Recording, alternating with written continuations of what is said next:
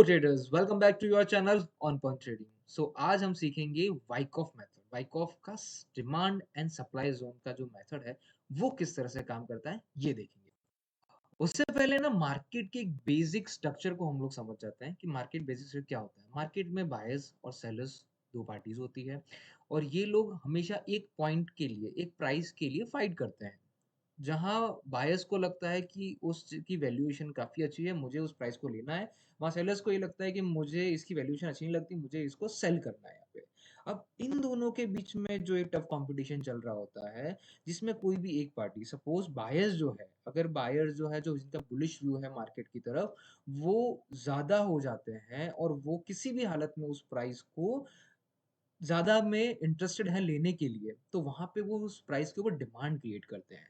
जब वो उस प्राइस की डिमांड क्रिएट करते हैं, तो बेसिकली प्राइस अप जाता है। मीन्स कि बायर्स किसी भी प्राइस पे लेने के लिए रेडी है और सेलर्स जो है वीक पड़ जाते हैं। वहाँ दूसरी तरफ जब सेलर्स हावी हो जाते हैं प्राइस के ऊपर, सेलर्स बहुत ज़्यादा हो जाते हैं, बायर्स कम हो जाते हैं, तो सप्लाई जो है, जो आपके स्टॉक्स की सप्लाई है, वो बढ़ जाती है और सप्लाई बढ़ने से वो डिमांड जो है वो काफ़ी वीक होती है, सप्लाई बढ़ के और वो प्राइस जो है नीचे की तरफ फॉल होता है। ये एक बहुत ही बेसिक सा स्ट्रक्चर है जो मैंने आपको बताया, ठीक है? अ, अब चलते हैं हम लोग देखते हैं कि एक्यूमुलेशन एंड डिस्ट्रीब्यूशन क्या होता है बाइकऑफ के हिसाब से।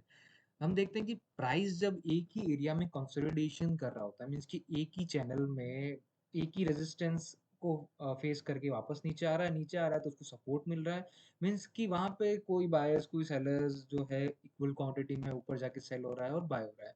तो जब ये चैनल होता है, ये कंसोलिडेशन जो फेज होता है प्राइस का, जिसमें प्राइस अपने रेजिस्टेंस एरिया और अपने सपोर्ट एरिया के बीच में ही ट्रेड कर रहा होता है, ठीक है? पर यहाँ से जब प्राइस, हमें कैसे पता चला कौन जीता या कौन यहाँ पे बायर्स जीते हैं या सेलर जीते हैं? तो जब प्राइस अप ऊपर की तरफ मूव करेगा, तो हमें ये पता चल रहा है कि इस ज़ोन में जिस एरिया में कंसोलिडेशन हुआ, यहाँ पे एक्यूमुलेशन हुआ है। क्योंकि अब क्या हुआ है, अब प्राइस जो है वो उस एरिया से जो है वो ऊपर की तरफ ब्रेकआउट दे चुका है। ऊपर की तरफ ब्रेकआउट देने की वजह से प्राइस जो है, अब हम इस एरिया को बता सकते हैं कि ये डिमांड ज़ोन की तरह काम किया क्योंकि यहाँ पे बायर्स ने एक्यूमुलेट किया, यहाँ पे प्राइस एक्यूमुलेट हुई है। इसकी वजह से जब इसको फ़ोर्सली जब इसके यहाँ से ये ब्रेक हुआ, तो यहाँ से बायर्स अपना विन लेके गए और इसको हम लोग एक्यूमुलेशन ज़ोन कह सकते हैं। अगर प्राइस इस एरिया से, इस कंसोलिडेशन फेज़ वाले एरिया से नीचे की तरफ जाता है, तब हमें ये पता चलता है कि इस एरिया में डिस्ट्रीब्यूशन हुआ है। डिस्ट्रीब्यूशन हुआ है इसका मतलब ये है कि यहाँ पे सेलर्स काफ़ी हावी थे, जिन्होंने इस पॉइंट पे जो है सेल किया और ये एक सप्लाई ज़ोन का काम कर गया है। अब आप यहाँ पे देख सकते हैं कि एक्यूमुलेशन ज़ोन में जो है डिमांड काफ़ी बढ़ती है, डिमांड बढ़ने की वजह से वो एक्यूमुलेट होते हैं। अब हम नेक्स्ट सीखेंगे कि वाइकॉफ थियरी बेसिक क्या है, वाइकॉफ थियरी में क्या कहना चाहते हैं। अब हमने यहाँ पे मैंने मेरे हिसाब से 2 बताए हैं कि कंटिन्यूएशन एंड रिवर्सल, ठीक है? कंटिन्यूएशन में कुछ इस तरह से है कि प्राइस के अंदर ना rally base rally, drop base drop, यानी कि आप देख सकते हैं यहाँ पे, ये जो बन रहा है यहाँ पे कि प्राइस में अप एक रैली जाती है, फिर वो एक बीच में बेस बनाती है जिसको हमने देखा है कंसोलिडेशन ज़ोन, जिसमें आप देख सकते हैं कि वो सप्लाई है कि वो डिमांड है। अब प्राइस ने यहाँ पे जो बनाया है रैली बेस और रैली मीन्स कि यहाँ पे एक्यूमुलेशन हुआ है और ये डिमांड ज़ोन की तरह इसने काम किया है यहाँ पे। तो हम इसे डिमांड ज़ोन की तरफ बोल सकते हैं कि ये एक डिमांड ज़ोन की तरफ काम किया है। अब यहाँ पे दूसरी तरफ सेम देखते हैं कि ड्रॉप बेस ड्रॉप। अब ये कंटिन्यूएशन है, यहाँ पे रैली हुआ और एक ही साइड पे गया। ड्रॉप बनाया, उसने बेस बनाया, फिर से वहाँ पे वो ड्रॉप हुआ। तो अब हमें इसे ड्रॉप को क्या कहना चाहिए? हम इसे कह सकते हैं कि ये एक सप्लाई ज़ोन बना है।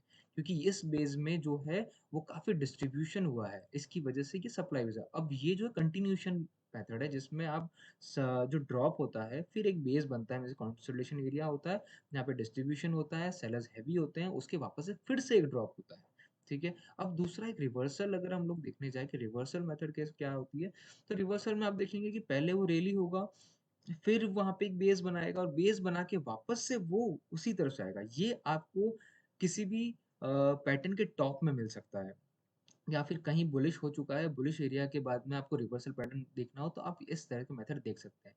सेम वैसे ही आप देखते हैं ड्रॉप बेस रैली का मतलब होता है कि वो ड्रॉप हुआ, उसने एक बेस बनाया और वो रैली किया। उसकी किसी भी स्ट्रक्चर के बॉटम को अगर आपको चेक करना है तो आपको ये चीज़ चेक करना पड़ेगा कि यहाँ पे किस तरह से उसका वो ट्रेड हुआ है यहाँ पे।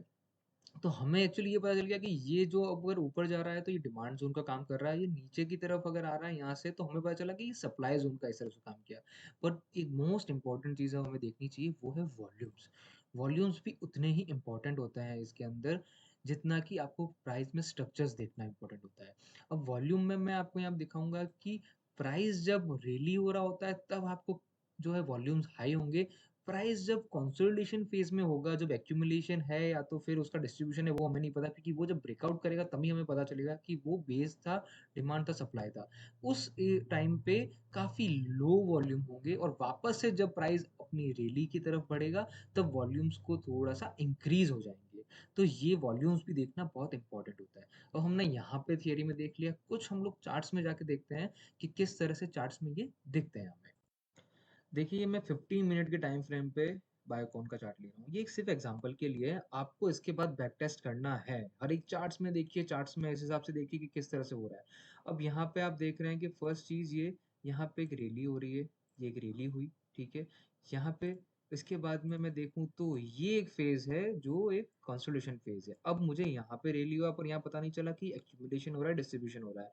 इसलिए यहाँ पे जब इसका ब्रेकआउट हुआ तब मुझे ये पता चल गया कि ये जो ज़ोन था, यहाँ पे एक्यूमुलेशन हुआ है, तो मैं इसको डिमांड के ज़ोन पे लिख सकता हूँ कि ये एक डिमांड ज़ोन है, ठीक है?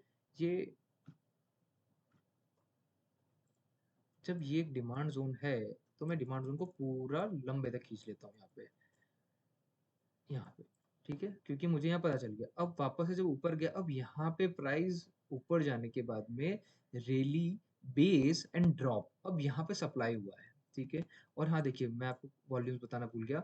ये वॉल्यूम्स देखिए, यहाँ पे जब रैली कर रहा था वॉल्यूम्स थे यहाँ पे, ये फेज पे कितने लो वॉल्यूम्स थे, और वापस से जब प्राइस यहाँ से ब्रेकआउट दिया तब वॉल्यूम्स कितने अच्छे थे। तो ये कितना प्रॉपर रूप से हमें बताता है वाइकॉफ की थियरी कि जो कंसोलिडेशन फेज होता है, यहाँ पे बायर्स एंड सेलर्स अपने शेयर्स को एक्सचेंज कर रहे होते हैं, और जो विन होता है उसके वहां पे हम क्रिएट करते हैं डिमांड जोन और सप्लाई जोन।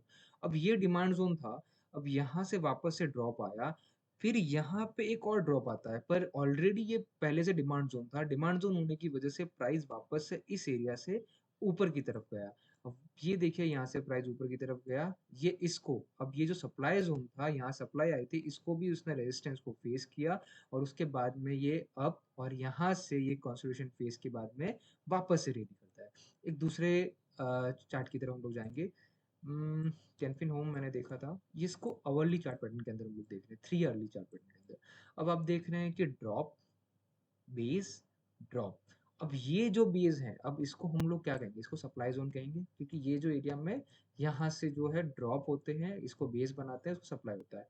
यहाँ पे आप देखेंगे तो ड्रॉप होता है, बेस बनाता है, फिर ये अप जाता है, मीन्स कि ये डिमांड जोन बनता है, वापस से वो नीचे की तरफ आता है, पर यहाँ पे एक डिमांड जोन क्रिएट हुआ था, इसकी वजह से ये वापस से अप मूव जा रहा है। और जो पहला आपने देखा था कि ड्रॉप बेस, ये जो सप्लाई जोन था, इस सप्लाई जोन को वापस से इसने यहाँ हिट करके नीचे की तरफ गया।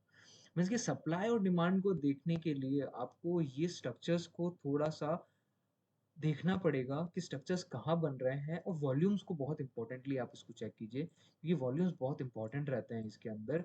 कभी भी ब्रेकआउट जो है वो अच्छे वॉल्यूम के साथ ही होगा, क्योंकि ब्रेकआउट हमेशा वही पार्टी करना चाहेगी जिसको अपने आप में फुल कॉन्फिडेंस है। सेलर्स अगर फुल कॉन्फिडेंस है, वो किसी भी प्राइस में उसको बेचने के लिए उसको करेंगे, तो वो फोर्स लगाएंगे। और बायर्स भी अगर कॉन्फिडेंस है तो बायर भी अपने किसी प्राइस में खरीदने के लिए वो फोर्स लगाएंगे। तो वो नीचे जो उनकी फोर्स होती है वो हमें वॉल्यूम्स में हमको दिखती है, ठीक है, पैटर्न के साथ में। Thank you so much guys. अगर आपको ये वीडियो अच्छा लगा है तो please like and subscribe my channel, and इसी तरह से मैं नए वीडियो बनाते रहूंगा। Thank you so much.